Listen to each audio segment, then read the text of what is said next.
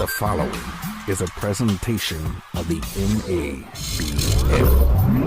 Now for tonight's starting lineup. Wow! There's a poster play, folks. Oh. We are underway here in Atlanta, Georgia for the Championship Series final. Look at the air. Look at the hang time. Look at the flying motion. 3, 2, 1. It's over. What a game. Oh, my goodness. Time to celebrate a title. Kicks it to Eric Nunzio, all alone to his own devices. Nunzio for three. Boom, shakalaka. Are you not entertained? The San Antonio Lions are the 2017 champions of the North American Basketball League. The fans have stormed the court. This is the NABL. Welcome, one and all, on this, tax week across the country of ours. Yeah. We're in the land of the people, and for the people, and by the people. They take this week to stick it to the peoples. That's okay. That's okay. The only brackets that we care about on this show are the ones that we are a number one seed in. Plus, watching the BackCourt is a 100% tax deductible. Trust me. All right. I'm a certified CPA. It's good company. All right, let's move forward, okay? I'm completely out of tax jokes anyway. It was taxing writing them all. It is the BackCourt, here with me, Ken Buckner, your resident basketball Sherpa, to guide you through this journey that is the 2018 NABL season. And on this, the official show of the NABL, our journey has taken us into week number 3. And boy, do we have a lot to get to on this show, or tonight, or today, or whenever you're actually watching this thing, because Sherpas never sleep, because it's just too dang cold to sleep. Okay, upsets, record breakers, all from week 2. Tons of guests coming up and more. Oh, folks, we got a great show for you. I just hope this is it. It was a slate of 5 games for week number 2 of the NABL's 2018 season, and where week number 1 pretty much went according to plan. Yes. Week number 2, well, get ready for some upsetting.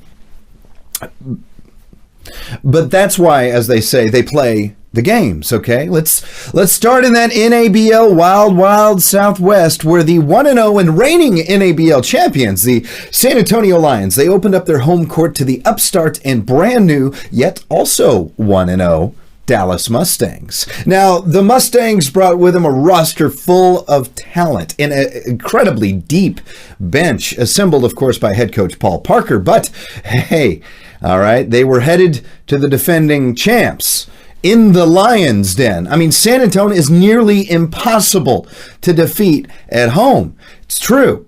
And their record since inception has been just stellar there in San Antonio. So the odds were, I mean, if you were a betting man, which, as we say on this show, all right, but if you were a betting man, or woman, in the Lions' Den, they were definitely in San Antonio's favor. Well. Welcome to the NABL. In the early going from, the form just seemed to hold, okay, as the Lions jumped out to a 30-16 beginning. By the end of the first quarter, they had a nice sizable lead, but then the Mustangs, the talent, bounced back and drew within a point, going into the locker rooms at halftime, 55-54 San Antonio. A stiff Mustangs defense then changed that whole narrative there in the third, with the Lions losing their lead and then trailing Dallas headed into the fourth quarter, 89-82. Now, while San Antonio did outscore Dallas in the final frame, it was not enough, as the Mustangs held on to pull off the upset away from home, 111-110. The win gave Dallas an early lead within the NABL Southwestern Division and ensures that they're at least going to split the season series against San Antonio. Wow. Let's go to Big D now, shall we? And get more on this. To Mustangs head coach Paul Parker. It was a very intense game. We preached all week at practice that we're going to have to be ready to play in a hostile environment. They're going to come out and they're going to play extremely hard from the jump, which was indicative of the score in the first midway through the first quarter. They were up to 17 points at one point in the game. So I think once we settled in and got back to playing our basketball, we kind of settled in, adjusted to the crowd and how they were playing. Then we started to play our type of basketball. Yeah, San Antonio, as you were saying in the first quarter, it was a 30-16 Lions lead going into the second. Then, boy, did the Mustangs pour it on, 38-25, outscoring them. And that played through after halftime into the third. Then the defense kicked in towards the second half. Talk about the defensive effort to come out with the win. We hang our hat on defense and we start picking up our defensive intensity. One thing that we started to do, where we just started to pick them up full court and not let them be too comfortable with the basketball. Because positions 1 through 4, they all can handle the basketball very well. They all shoot the basketball very well. So we just picked up our defensive pressure and just started to pressure them a lot more. We play on the string also, so we just believe in helping each other out on the defensive end, and we communicate very effectively. The 31-point performance by the Mustangs, Xavier Rogers led all in the scoring. The Dallas attack, though, was also aided by Tay Merriweather, 17 points. Jarvis Bradley, the venerable veteran, with 16. The Lions' output was led by Brian Edwards, 26 points, followed by Eric Nuncio, Pierce Caldwell with 18, and Eric Stewart held to 16 points. Dallas's Xavier Rogers was named one of the NABL's week number 2 players of the week for that performance, and it's time on the backcourt to, let him know that he was named that. 31 points, 7 assists, 6 rebounds, 2 steals. Man, you were lights out from the floor. Congratulations on the honor, Xavier Rogers. Thank you. Man, you did a lot of things too. I said you were lights out from the floor. You only missed 3 shots the entire game, and you were 5 of 6 from 3-point land. I mean, sometimes when you're a player, you're on, but man, you were on fire in that one. Talk about your personal performance. Scoring 20 points, taking 25 shots doesn't really look good, and other than that, I was just trying to play hard with my team, and they helped us fight back to get back within the game because we was down in the first half. So when I was out there, I was just trying to put it all out there for them to help us get that win. So with the power, and by the way, get all of these interviews, see the whole things right there in the NABL TV section, right on the top there of NABLbasketball.com. So anyway, with the power in the Southwest Division shaken, not stirred, what could we expect with the expansion Texas Toros heading into Eastern Louisiana to face the Miss Lou Warriors? Well, again, in this one, it was a close start at the beginning where the Toros, took the lead, but here the Warriors were able to hold off the Texas Toros in a rather tough battle, honestly, by forcing 17 turnovers. That was a big difference in this one. Also aided by the scoring machine that is Brian Sylvester, who's like the Terminator in 2018. Miss Lou took the W with the 119-95 win at home. 7 Warriors scored in double figures in this one. And while we're at it, let's go to Faraday, Louisiana, to Miss Lou head coach Calvin Thomas. Well, I knew that it was going to be very intense, considering that we had 3 guys to go over there and play for that organization. Yeah. Ariane McKeel, Al Francis, and Peter Trent, which contributes quite a bit to the organization. I think 2 of those guys are actually starting now. And I knew that it was going to be, a hard fight. My guys, they came out. We were a little sluggish at the beginning offensively, but I told them to continue to, just stay focused. And we knew there was going to be a fight because, of what was on the line. Those guys wanted to prove to us, and our guys wanted to prove to them who is the better team. Of course, as we said, 21 points in that win over the Toros for Brian Sylvester, fresh off his huge performance a week earlier, 41 points in a loss. So while we have a decent internet connection, let's congratulations on being one of our players of the week. Brian Sylvester, man, welcome. How you doing, sir? How you doing? Doing great. Man, you're on fire. I mean, first of all, okay, let's talk about this past game. 21 points. 11 rebounds, 4 blocks, 3 steals. That's a pretty nice stat line there. And then you group in the week 1. Amazingly, that was in a loss, but week 1 against Tuscaloosa, you had 41 points in that game. Dude, I mean, talk about your performance, how you're balling here to start out 2018. I mean, I just told myself just to prepare myself to play at a pro level, at a high level. You know, work out, like, just work myself into a pro level, a pro state of mind, I guess. Yeah. And just incorporate it on the court. My assistant, one of my coaches always told me just never to settle or never just to sell myself short. And I always play pro level basketball. Yeah. You know what? Such a transition from what we saw from last year into this year. What have you been doing and working on your game to be this offensive? Well, and you know what? Throwing in the rebounds too, to be this machine that you are in 2018 so far. I mean, I'm still in school right now. I'm getting ready to graduate in the summer, but I work out probably every day, from early in the morning till probably 4, 5 o'clock when I'm getting out the gym. So it's like all day thing with me. It's like I don't work on just one thing when I'm in the gym. It's everything, like ball handling, shooting the ball, pushing, making plays, like just trying to find a way to get my team better, make myself better, and put my team in a winning position at the same time. Making our way through the NABL Week Number 2 landscape, we head to the NABL Southeast Division, where on Saturday, 2 0-1 teams tangled to get back into this whole thing, as the Florida Gym Rats headed up the coast to visit the Savannah Cavaliers. A bit shocked by this one, not by necessarily who won, but honestly by the score. The victory went to the Cavaliers in a resounding 144-72 win over the Gym Rats. By the way, I'm no math major, but that is exactly double the points. This is 144 divided by 72. See, I could do your taxes. Told you.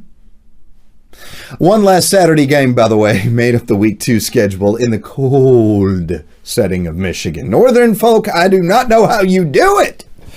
And this is fun for them. Seriously. The Grand Rapids Danger. They tried to keep it dangerous against the visiting representatives from the NABL Northeast Division, also cold. The Du Bois Dream. So we have an interdivisional matchup here. Again, this one was close in the early going. And then something happened to the Danger in the second that sent them on a tear, man, towards a 166-96 victory. Seriously, 166 points. Yes, ladies and gentlemen, that is a new NABL single game scoring record, 166. That bests the previous total of 155 that was set and tied by San Antonio a season ago. So, tip of the cap to you. Congrats to the Danger, and congrats to their leading scorer in this one, Arsenio Arrington, another of our NABL Players of the Week. Let's go up north. Man, Arsenio, congratulations. Thank you. Not just on the win, but congrats on the performance of being named Player of the Week. First of all, talk about your game this past weekend over Du Bois and that huge win. Just came in and I just felt like a different rhythm. Like during warm-ups, I was real loose and it just felt good from the jump. And then we started off kind of slow, so we needed a spark, and I was there when my team needed me. Yeah, this game was close there in the first quarter. I know at one point it was knotted up 15 all. And then, boy, the second quarter, you guys just took off and never looked back. And the second half was almost laughable. I hate to even say that. Tell us a little bit through the story of the game. Yeah, like you said, the first quarter was kind of close. They hit a couple shots early, and we just couldn't find our rhythm early. And then I want to say somebody hit a three, and then we got a couple stops, and then that just got the momentum going, and then we never looked back from there, really. Yeah, you talk about momentum, and it's such a big deal within the game of basketball, but it's one of those things that, you can't coach for, you can't as a player necessarily do something to get it going? I don't know. What happens when that happens? I mean, what's the catalyst?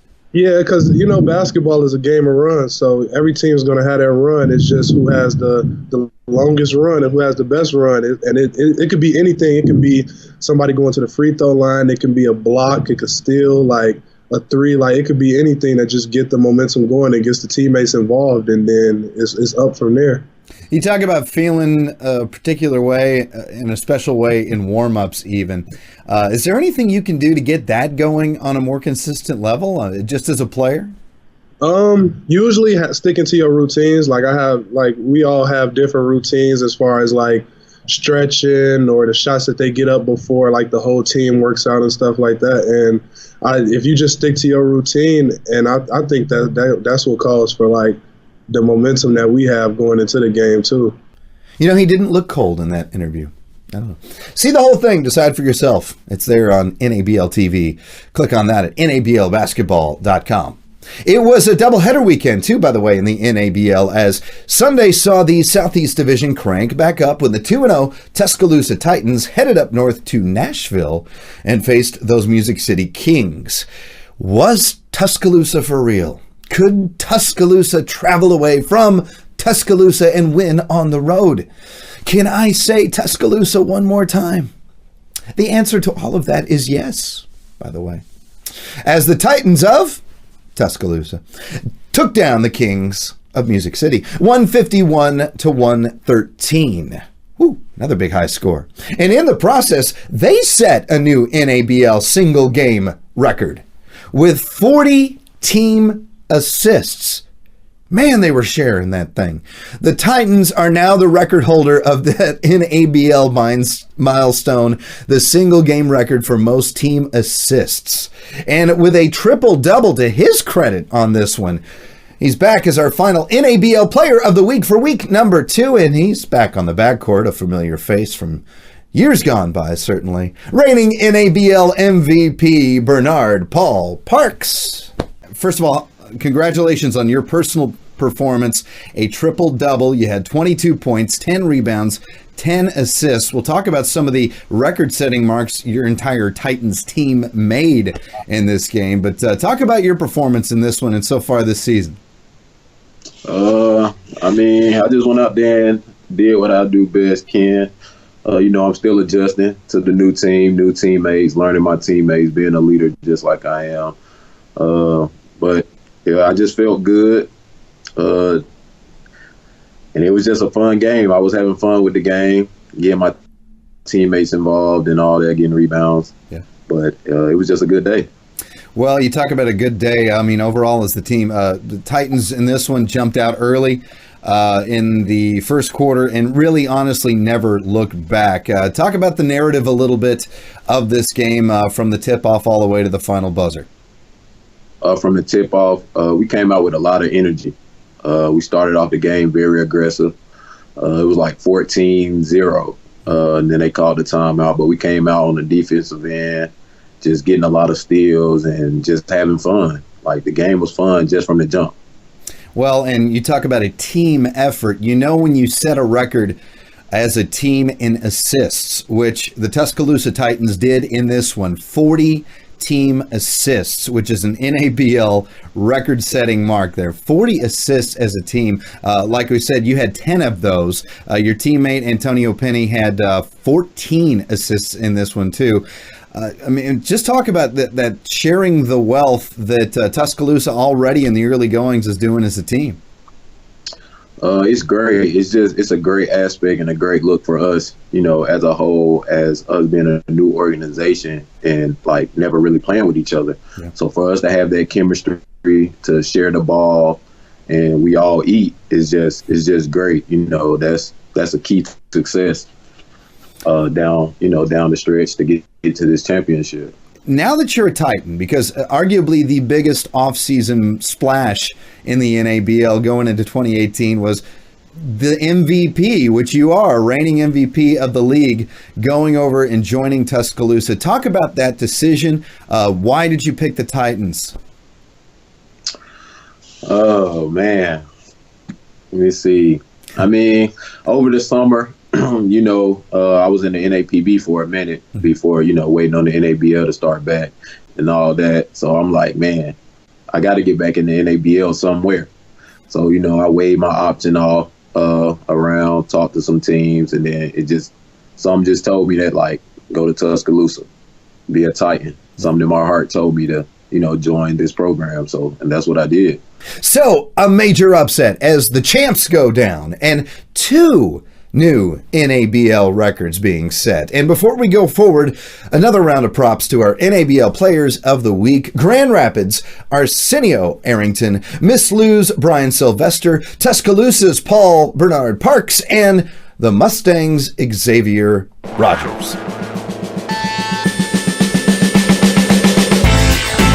Well, after last weekend, who is breaking through and who is breaking down and unexpectedly falling? Well, who knows at this point? Already with 2 weeks down, we have some news, both famous and infamous, being made in the NABL. And like it's real news, not...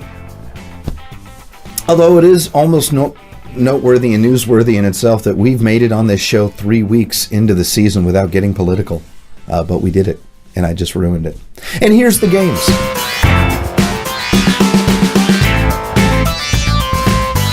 Starting with that mighty San Antonio Lions, yes, who fell last week, and that was at home. Now the Lions head on the road to face the other Dallas team in the NABL Southwest, the Dallas Diesel.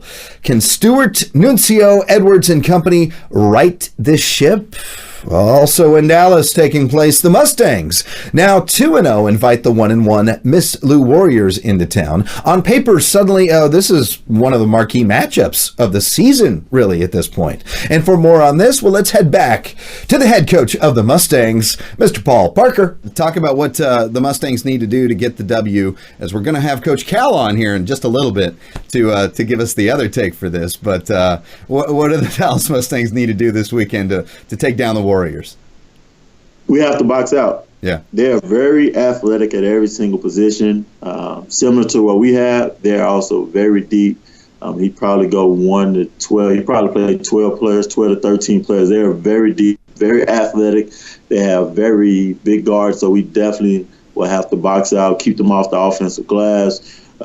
We just have to penetrate and be able to share the basketball. We share the basketball, I think we'll be okay. But more importantly, we definitely have to keep them off the offensive glass because they're big at every single position. And play together, they're a very strappy team. It's one thing to be strappy and you're kind of not going to win the basketball game, but they're strappy and they're very capable of going up to 20 at any moment against you. And to provide equal time, well, what I have, and I want to. What do the Warriors need to do to grab a W on the road on this one? Head coach Calvin Thomas. Well, I think what we need to do is play the way we're capable of playing and minimize turnovers on our behalf and not start slow like we did the last game. And I think the defense of our team has been doing pretty good keeping each team that we played under 100 points. I've seen some other teams, some other scores, 160, 140. And that's my main focus, is to make sure that we can keep it under 100 mark. If we can keep it under 100 mark, I think we have a chance of winning the ball game. Looking forward to that one. I get a chance to be at that one. And then right the next day, you turn right around and play another tough, hard-nosed team that you know a lot of the players on personally as well, too, for your connections here in North Texas, and that would be the Dallas Diesel. So what do you do then on Sunday, especially on that second leg of a back-to-back, which sometimes can wear on a team? Yeah. The Dallas Diesel team, actually, we had a chance to see some of those guys in the preseason. Yeah. In the preseason tournament out in Shreveport, we had a chance to play them twice. We got them the first game. They came back and they won the second game. So we're pretty familiar with the ball club. They may have, a couple other pieces like Steve Jonathan, who I'm familiar with as well. Had an opportunity to coach him. Great player, great defender. But I think that for them as well, we just have to make sure that, we're focused and we minimize on our turnovers and we control the ball game from the tip, because, if we come out sluggish, then, it's giving the other ball club an opportunity to get ahead of you, and then, you have to fight back into the game. And so we're not one of those teams where we want to come back and fight back. We want to control it from the tip. Well, while we're on it, and I already went there, that brings up Sunday's matchup, as we said with Coach Cal. The Warriors try to do the double in Big D and take on the Diesel. To the southeast, where no doubt a highly anticipated game, I'm ready for this one, already in Week 3, takes place between the 1-0 Tampa Bay Hawks, who dismantled the Gym Rats in Week 1. They traveled to Bama to face the 3-0 Tuscaloosa Titans, who have dismantled, well, everybody so far. Wow. For some dish on this incredible matchup. Let's go back to Titans guard Paul Parks and get his take. Yeah, Tampa Bay, they look like it's going to be a good game. They look, well coached and, well organized. But, the Titans just go in and do what the Titans do. We go in and play our game, stay humble, even though we're 3-0. Take care of home court and, just play with one another. And I believe we can get that win. So, what to make of the Cavaliers of Savannah? Well, we're obviously going to know more as this Saturday they get to stay in their friendly confines of Georgia to take on the traveling Music City Kings. These two teams have some history. They have some epic finishes, too, buzzer beaters over the years. Savannah's 1-1, Music City's 0-1 in this NABL rivalry that goes back just about as long as, well, the NABL. Check out the full preview and a whole lot more of week 3. Do that at nablbasketball.com. And while you do that, well, wait, because don't go yet. I need your help in picking these puppies.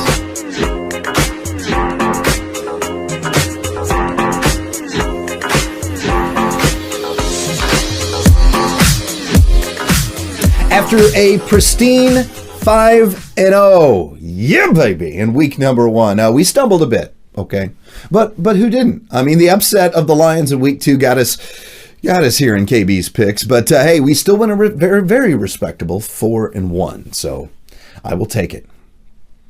Plus, you're watching these and holding me accountable. But let me know what you think of these, okay? For Tuscaloosa hosting Tampa Bay, I'll just go first with this since it's the hardest to pick, and hopefully since it's first, you'll forget who I've chosen.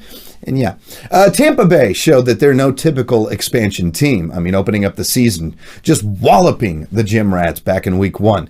They did have a week off just to prepare for this one. And while Tuscaloosa's been going nonstop with 3 games in 2 weeks, they've swept them all. Of course, all right, based on simple science. Yes, science, Marty. Going with the larger sample size that Tuscaloosa has provided, 3 games versus 1, I've seen more of them, and because of that, and I really like seeing Tuscaloosa. No, I'm seriously, because of that, I'm going with the Titans. Plus, they're at home, too. Where? But this game is going to mark, I think, who the power in the NABL Southeast truly is, and certainly will be going forward. It's a big game. Tampa Bay at Tuscaloosa. Give me the Titans. To the southwest, where Dallas, Texas is kind of playing host to a mini NABL showcase this weekend. First of all, San Antonio Lions travel and try to get back above 500 against a rugged Dallas Diesel team. The Diesel fell to the Mustangs in week 1. The Lions fell to the Mustangs in week 2, so it's nice to have something in common, right? Wrong common. Seriously? Who's doing these? Though, anyway, this one does have upset written on it slightly, but very small type. I'm going to take the Lions to bounce back with a vengeance and take down the Diesel. And switch to unleaded in the process. Miss Lou comes into Big D as well to face the Dallas Mustangs. Again, another really great matchup, and I honestly don't know where to go with this one 100%. But it is a pick segment, not an I don't know segment, so... All right. We ought to do one of those one time. Anyway, the momentum is on their side, so I'm going to have to go with the home team Mustangs on this, though I think the Warriors are devilishly good. Before we get to the Sunday game, Saturday, Savannah plays host to Music City. And again, I was a bit surprised to see the Kings fall so easily, seemingly last weekend. By the way, serious, not joking, right now, thoughts and prayers go out to Tony over there at Music City King, man. We're thinking of you. We love you. We Can't wait to have you on the backcourt and certainly courtside as well, too, all right? Rest up, man. Love you, bud. All right, back to the game, Savannah and Music City. That's taking place at the Cavaliers. Well, the Music City Kings were coming on last year. You remember that? Yeah, and the same honestly could have been said for the Savannah Cavaliers. The Cavs at home, though, is a different animal, and they have the athletes to get it done again. Antoine Albright and company, Bryant Edwards. So, okay, yeah. The Cavs over the Kings in one of the NABL's oldest rivalries. Very cool. And now Sunday, the Warriors and the Dallas Diesel. Here's where I take the Warriors to head back home to Louisiana with a weekend split. So where they fall on Saturday to one Dallas team, I think they're going to take the win Sunday against the other Dallas team. Give me Miss Lou. Your thoughts are far more insightful, deeper, and more poignant than mine. So I'd like to hear you. All right? Email me or go there. Right there and fill out that thing, okay? Technology is a wonderful thing. You must utilize and harness it. You're going to be in my inbox instantly when you do that. That goes for complaints, too, about this show, though I tend to respond to those much, much later and in all caps. Actually, it's more like, right. Hey, do we have time? We have time, right? Maybe? I don't know. Okay, let's do this. All right, sure, why not? All right, pop it up on the screen over there. All right, so what if we go long, okay? I mean, seriously, what follows this show on this channel? What, like an old episode of MacGyver? Ooh, compelling, all right? But I think it can wait. All right, let's do this.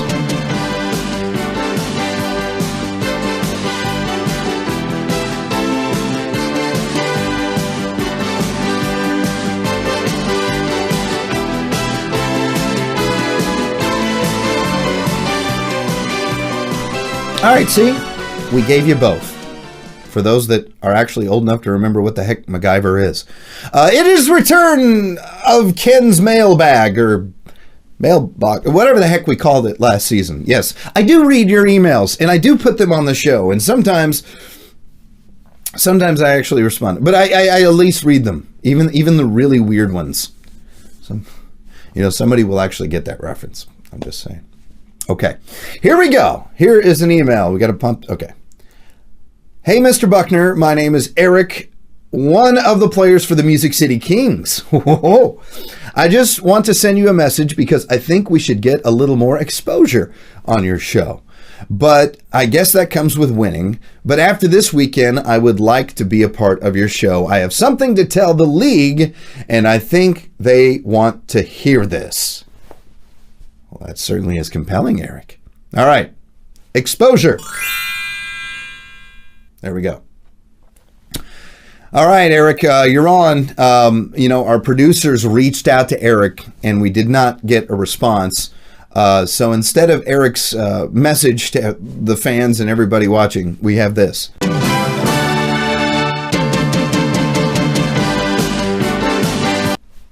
2 MacGyver references on one show. For a show that was, I think, last aired in 1989. All right, whatever. Anyway, next week, who knows? We may have Eric on the show. Maybe if my producer does their job, maybe if I actually paid them. Plus, we'll have highlights and more from this past week, number 3 in the NABL. And, of course, more special guests, NABL Players of the Week, and a really, really special guest. Yes, there's extra tiers of speciality on the backcourt. We'll talk to the Jamestown Jackals, the Northeast Division champions of the NABL. All right. Till that magical moment when we see you again. Oh, I'll miss you in the interim. I'm Ken Buckner. This is the BackCourt on the NABL network. And now we invite you to your regularly scheduled programming.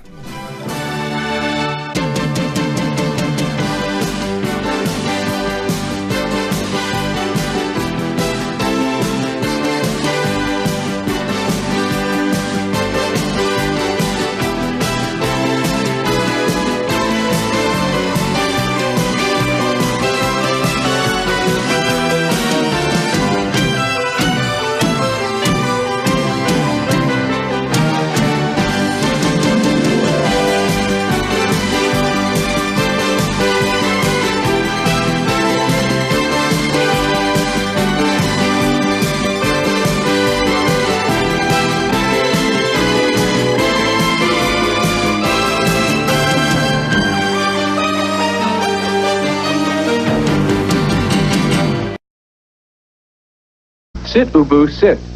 Good dog.